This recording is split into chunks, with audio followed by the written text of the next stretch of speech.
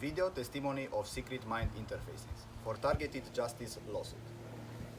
Hello, my name is Voicu Anton Albu. I was born in Cluj-Napoca, Romania, 1979.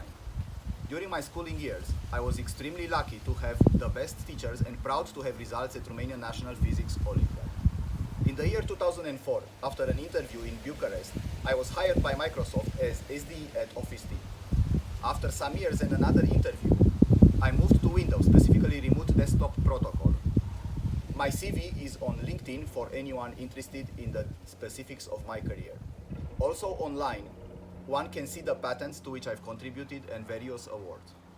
The specific and important reason for which I mentioned my bio is that I want to establish from the very beginning that my whole life I was mentally stable, full of desire to succeed in my career, with a huge passion for mathematics, programming, cryptography, network protocols, data compression, etc. In September 2013, shortly after getting my US citizenship, I moved from Washington State to California, in Silicon Valley. Here, the inferno started for me. Everything started one night when I suddenly realized that I am awake, without any explanation. Immediately, I felt something I had never felt before.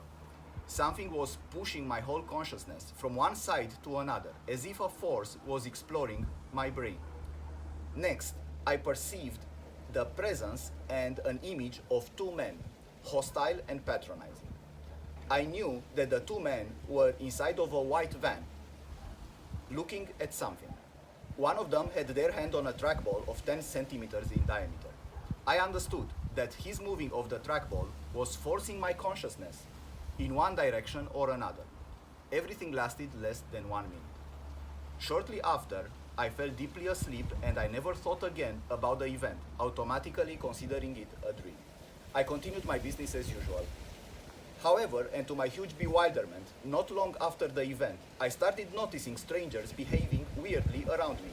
Sometimes it was insistent staring at me, or directed conversations which unbelievably were referring something I had just thought about a couple of minutes earlier.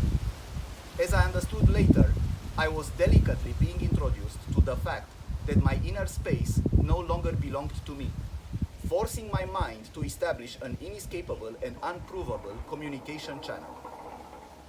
As further proof that brain interfaces are real and working, I must specify here that I was transmitted telepathically. Data and facts which I did not know. I was spoken to in a foreign language which I do not speak. I've heard a person talking to me with a speech defect. I was shown demonstrated mind-controlled animals. Furthermore, I have proven without a doubt to myself that the mind connection is cut in caves deep enough in hard rock.